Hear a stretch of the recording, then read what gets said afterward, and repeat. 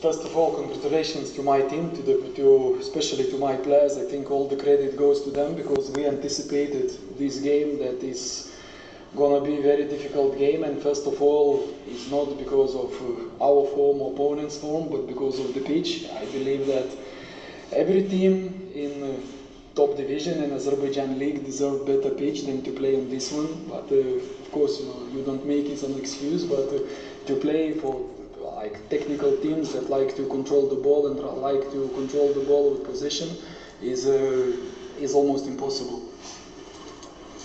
İlk öncə olaraq mən komandamın bu qalibiyyət münasibətilə təşəkkür etmək istəyirəm, təbrik etmək istəyirəm onları. Doğrudan da bugünkü qalibiyyət onların haqqı idi.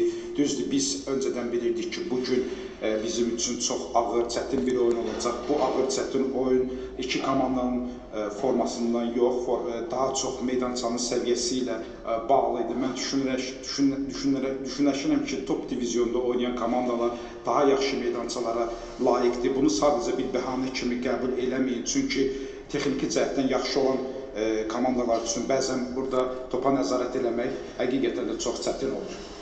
So first half, I think it was a long time for adaptation, how to play, how to find this free man. I think we had very good chance in the beginning of the first half, but after that was very difficult to find the spaces behind, or when we find them, the technical errors, because also I think pitch is accountable, was very difficult to play. Then we conceded the goal, which is luckily for us was disallowed because of VAR, because of offside, and it was the feeling that which team will score first today, this team will have a massive advantage. Demək olar ki, birinci hissə bizim üçün adaptasiya baxımından bir balaca çətin idi. Çünki boş oyuncular tapmaqda çox çətinlik çəkirdik. Düzdür, oyunun başlanğıcında çox yaxşı fürsətimiz oldu, istifadə edə bilmədik. Amma rəqib oyuncuların arxasına açılmaqda çətinlik çəkirdik. Bunda müəyyən mənada meydança amili də var. Çünki texniki səhvlər eləyirdik. Düzdür, qol buraxdıq, amma bu qol ofsayda görə ləğv olundu.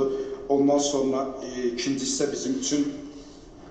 And I'm not going to go into the tactical details today because in 3 days' time we play here again against the same team, so we don't want to overanalyze. But the second half we made a couple of adjustments that I think paid off, and we were more dangerous, and we found a couple of good opportunities to play this last pass from the flanks. One of those moments we scored. Then of course set pieces, always when goal comes from the corner, always like a big addition because it's a cheap goal, and 2-0 we could be a little bit more relieved, and I think we had many opportunities to finish the game even earlier with the third goal. But have to give credit also to Imishli. I think what they do, they come with a plan, and especially from those set pieces, from those outs, throw-ins, it's so difficult that you have to keep your guard all the time and not to make a mistake, because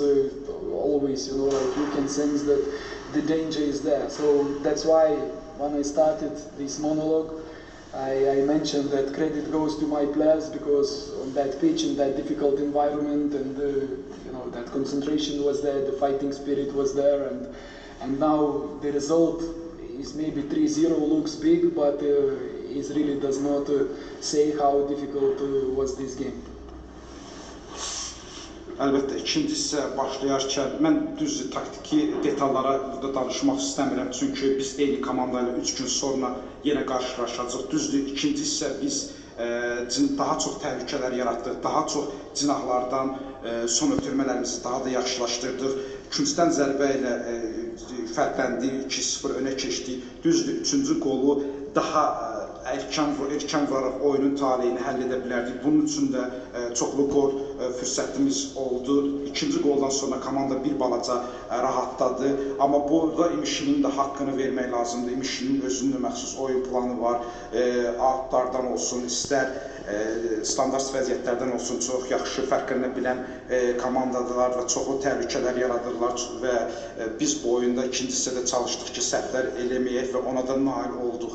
Mən özümün monoloqunu başlayarkən belə qeyd eləmək demişdim, indi də deyirəm, bütün bu oyunun haqqı mənim futbolçularımın idi və bugün onların konsentrasiyası çox yüksək səviyyədə idi, döyüşkənlik ruhu çox yüksək səviyyədə idi.